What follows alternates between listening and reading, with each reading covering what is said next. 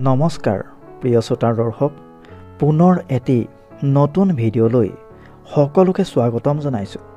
আজিৰ এই ভিডিঅ'টোত এনেকুৱা 5টা কথা ক'বলৈ লৈছোঁ, যিকেইটা কথা জনাৰ পিছত আপুনি আৰু জীৱনত কেতিয়াও অসহায় অনুভৱ নকৰে। ভিডিঅ'টোত ক'বলৈ লোৱা এই 5টা কথা মনত ৰাখি আগবাঢ়িলে আপুনি জীৱনত সকলোৰে লগত মিলি থাকিব পাৰিব আৰু সকলো দিশতে সফলতা লাভ কৰিবলৈ সক্ষম হ'ব।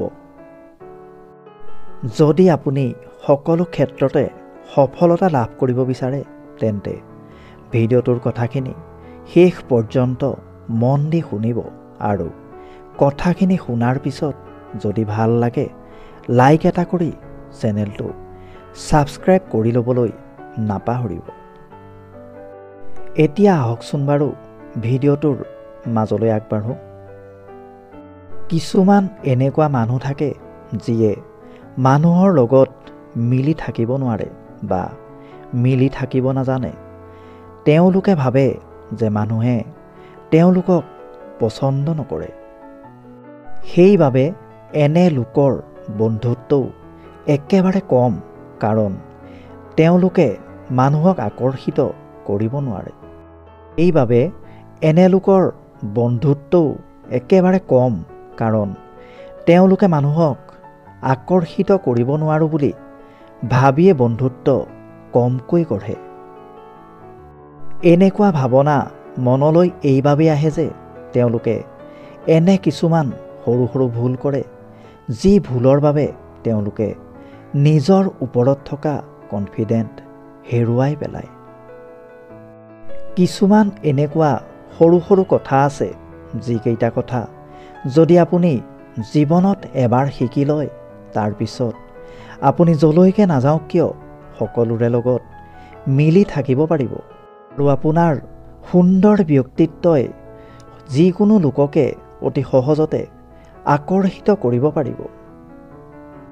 লাগিলে সেয়া আপোনাৰ পৰিয়ালৰ মানুহেই হওক, আত্মীয়ই হওক বা আন কোনো যিয়েই নহওক, তেওঁলোকৰ জীৱনত আপুনি বিশেষ স্থান লাভ কৰিবলৈ সক্ষম হ'ব। এতিয়া জানো আহক সেই 5টা কথা, যি 5টা কথাই আপোনাক এজন প্ৰভাৱশালী ব্যক্তি হিচাপে গঢ়ি তুলিব পাৰে। আপুনি য'তেই নাথাকক, আপোনাক কোনোবাই চিনি পাওক বা নাপাওক, আপোনাৰ ছবিয়ে সকলোকে আকৰ্ষিত কৰিবলৈ সক্ষম হ'ব। নাম্বাৰ 1, আপুনি যেতিয়াই যাকেই লগ নাপাওক বা যাৰ সৈতে কথা নাপাতক কিয়, কেতিয়াও মনত ভয় ভাৱ নাৰাখিব। প্ৰবল আত্মবিশ্বাসেৰে ভৰা মন এটা লৈ মানুহৰ সৈতে কথা পাতিব। কেতিয়াও আনৰ সৈতে নিজকে তুলনা নকৰিব। নিজকে সৰু যেন অনুভৱ নকৰিব। মই আনৰ লগত কথা পাতিব নাজানো নেকি, এনেকুৱা ভাৱ মনলৈ নানিব। এজন আত্মবিশ্বাসী মানুহ যলৈকে নাযাওক কিয় সকলো মানুহক তেওঁ প্ৰভাৱিত কৰিব পাৰে। সেয়েহে আত্মবিশ্বাসী হওক। যদি আপোনাৰ নিজৰ ওপৰতেই বিশ্বাস নাথাকে, তেন্তে মানুহে আপোনাক কেনেকৈ বিশ্বাস কৰিব? কিহৰ বাবে মানুহে আপোনাৰ প্ৰতি আকৰ্ষিত হ'ব? যদি মানুহৰ লগত মিলি থাকিব বিচাৰে বা এজন প্ৰভাৱশালী ব্যক্তি হিচাপে প্ৰতিষ্ঠিত হ'ব বিচাৰে, তেন্তে মানুহৰ লগত কথা পাতোতে ফুল কনফিডেন্টৰ সৈতে কথা পাতিব। নাম্বাৰ 2, যেতিয়া আপুনি মানুহৰ সৈতে লগ হয়, তেতিয়া হাঁহি মুখে থাকিব। যদি আপুনি দুখী হৈ থাকে, উদাস হৈ থাকে, তেতিয়া আপুনি কোনো মানুহকে আকৰ্ষিত কৰিব নোৱাৰিব। কাৰণ উদাস হৈ থকা মানুহ এজন নিজক লৈও সুখী নহয়। তেওঁক লৈ আন কেনেকৈ সুখী হ'ব? যি মানুহে হাঁহি ফূৰ্তিৰে থাকে, তেওঁ মানুহক সহজেই নিজৰ প্ৰতি আকৰ্ষিত কৰিব পাৰে। হাঁহি ফূৰ্তিৰে থকা এজন মানুহে যিকোনো এজন উদাস মনৰ মানুহকো আনন্দিত কৰিব পাৰে। কাৰণ যদি আপুনি সকলো সময়তে প্ৰসন্ন হৈ থাকে, সুখী হৈ থাকে, তেতিয়া আপোনাক লগ পোৱা বা আপোনাৰ সৈতে সম্পৰ্কত থকা আন সকলো সুখী হৈ থাকিবলৈ বাধ্য হয়। সেইবাবে সদায় প্ৰসন্ন হৈ থাকিব, সুখী হৈ থাকিব। আপুনি প্ৰসন্ন হৈ থাকিলে আন মানুহেও আপোনাৰ সৈতে সুখী অনুভৱ কৰিব আৰু এই অভ্যাসে আপোনাক এজন প্ৰভাৱশালী ব্যক্তি হিচাপে প্ৰতিষ্ঠা কৰিব।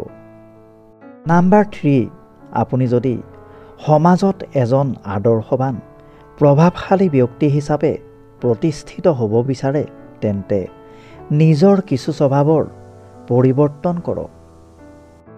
বিচৰাৰ অভ্যাস ত্যাগ কৰক। বিলাবলৈ যত্ন কৰক। বিচাৰিবলৈ বাদ দি যেতিয়া নিজেই দিবলৈ চেষ্টা কৰিব, তেতিয়া আপুনি সকলোৰে দৃষ্টিত সদায় ওপৰত থাকিব পাৰিব। বহুতে আৰু ভাবিব পাৰে, মইতো ইমান ধনী নহয় যে মই মোৰ ওচৰত থকাখিনি সকলোকে বিলাই দিম। মই আপোনাক আপোনাৰ কোনো বস্তু দিবলৈ কোৱা নাই। যদি আপুনি কাৰোবাক ৰেচপেক্ট দিয়ে, মৰম ভালপোৱা দিয়ে বা কোনোবা বিপদত পৰিলে বিপদৰ সময়ত টকা পইচাৰে সহায় কৰিব নোৱাৰিলেও যদি আপুনি বিপদত পৰাজনৰ ওচৰত থাকি অলপ সাহস দিয়ে, সময় দিয়ে, তেন্তে ই আপোনাৰ বাবে এক বৃহৎ সফলতা। আপুনি মানুহক দিবলৈ চেষ্টা কৰক, মানুহৰ পৰা নিবিচাৰিব।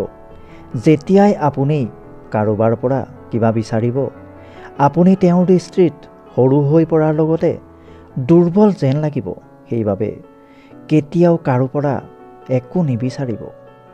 লাগিলে সেয়া ভালপোৱাই হওক, টকা পইচাই হওক বা সময়েই হওক, যিমান পাৰি নিজৰ ফালৰ পৰা দিবলৈ চেষ্টা কৰক।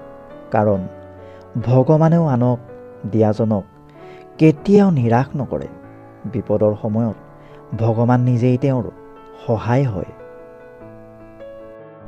নাম্বাৰ 4, আপুনি আনৰ কথা শুনিবলৈ আৰু বুজিবলৈ শিকক।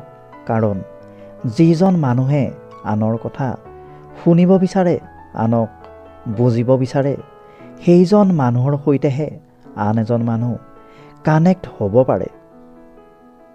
কিন্তু কিছুমান মানুহে এটা ডাঙৰ ভুল কৰে।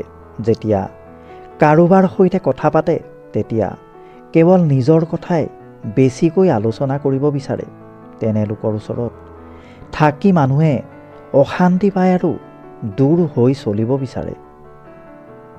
যেতিয়া আপুনি নিজৰ বিষয়ে কোৱা বাদ দি আনৰ কথা শুনিবলৈ বা বুজিবলৈ যত্ন কৰিব, তেতিয়া আনজনৰ জীৱনত আপোনাৰ বাবে এটা বিশেষ স্থান তৈয়াৰ হ'ব। যিজনৰ কথা আপুনি ধ্যান দি শুনিব, তেওঁ এইটোৱেই ভাবিব যে আপুনি তেওঁৰ মনৰ কথা বুজি পাইছে, তেওঁৰ অনুভৱক সন্মান কৰিছে আৰু তাৰ বাবেই তেওঁ যিকোনো কথা সকলোতকৈ আগতে আপোনাকেই শ্বেয়াৰ কৰিব। আপোনাৰ ওচৰত তেওঁ নিজকে সুৰক্ষিত অনুভৱ কৰিব। প্ৰতিজন মানুহেই এইটোৱেই বিচাৰে যে মোৰ কথা কোনোবাই শুনক, মোৰ অনুভৱ কোনোবাই বুজক। হয়তো আপুনি নিজেও সেইটোৱেই বিচাৰে। সেয়েহে যদি সকলোৰে লগত মিলি থাকিব বিচাৰে, আনৰ কথা বুজিবলৈ যত্ন কৰক। নিজৰ বিষয়ে যদি কিবা ক'বলগীয়া থাকে, তেন্তে চমুকৈ ক'বলৈ আৰম্ভ কৰক। নাম্বাৰ 5, মানুহক প্ৰশংসা কৰিবলৈ শিকক, উৎসাহ দিবলৈ শিকক। যিকোনো এজন উদাস হৈ থকা মানুহক যেতিয়া আপুনি প্ৰশংসা কৰিব, তেওঁৰ মুখত হাঁহি বিৰিঙিব। কিয়নো নিজৰ বিষয়ে আনে ভালকৈ ক'লে সকলো মানুহৰে ভাল লাগে। আনে ভাল বুলি ক'লে, প্ৰশংসা কৰিলে মনটো ভাল লাগি যায়। হয়তো আপোনাৰো এনেকুৱাই হয়। ভগৱান শ্ৰীকৃষ্ণই কৈছে, যিয়ে আনৰ মুখত হাঁহি বিৰিঙাই তেওঁৰ মুখৰ হাঁহি মই কেতিয়াও কাঢ়ি নিনিওঁ। সেইবাবে মানুহৰ মুখত হাঁহি বিৰিঙাবলৈ চেষ্টা কৰিব লাগে। আপুনি একো দিব নালাগে, মুখেৰে মাথো এটা শব্দহে ক'ব লাগে। লাগিলে সেয়া আপোনাৰ পত্নী হওক, আপোনাৰ পিতৃ মাতৃ, ভাই ভনী, বন্ধু বান্ধৱী বা আত্মীয় স্বজন যিয়েই নহওক, তেওঁলোকে কৰা সৰু কাম হ'লেও প্ৰশংসা কৰিব।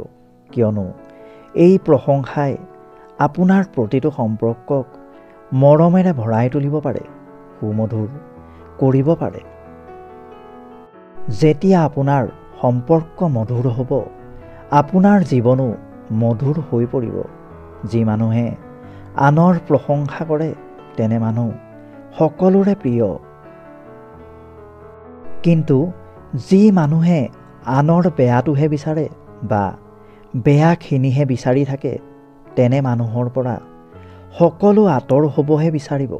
তেনে মানুহৰ কথা কোনেও শুনিব নিবিচাৰে। গতিকে নিজৰ চৰিত্ৰ এনেকুৱা নবনাব যে মানুহে আপোনাক লৈ অশান্তি অনুভৱ কৰে। আপুনি যদি বিচাৰে আপোনাক মানুহে ভাল পাওক, আপোনাৰ প্ৰতি আকৰ্ষিত হওক, তেন্তে আপুনি মানুহক প্ৰশংসা কৰিবই লাগিব। কিন্তু বিনা কাৰণত একো অৰ্থ নথকাকৈও প্ৰশংসা নকৰিব। তেনে কৰিলে মানুহে আপোনাক তেল মাৰিছে বুলিহে ভাবিব, কাৰণ আজিকালি কোনো মূৰ্খ নহয়। কিন্তু সৰু হ'লেও যিজনে কিবা এটা কৰিব বিচাৰিছে বা কৰিবলৈ চেষ্টা কৰিছে, তেওঁক অৱশ্যেই প্ৰশংসা কৰিব। যদি মানুহৰ লগত মিলি থাকিব বিচাৰে বা এজন প্ৰভাৱশালী ব্যক্তি হিচাপে প্ৰতিষ্ঠিত হ'ব বিচাৰে, তেন্তে এই কথাকেইটা আপোনাৰ জীৱনত অন্তৰ্ভুক্ত কৰিবই লাগিব। আৰু এই 5টা কথা মনত ৰাখি যদি আপুনি জীৱন বাটত আগবাঢ়ি যায়, তেতিয়া কেতিয়াও কাৰো ওচৰত অসহায় অনুভৱ কৰিব নালাগে। প্ৰিয় শ্ৰোতা দৰ্শক, ভিডিঅ'টোৰ কথাখিনিয়ে যদি আপোনাক অলপ হ'লেও উপকৃত কৰা বুলি ভাবিছে, তেন্তে আন 10জনেও উপকৃত হোৱাকৈ ভিডিঅ'টো শ্বেয়াৰ কৰি দিব বুলি আশা কৰিলোঁ। ধন্যবাদ।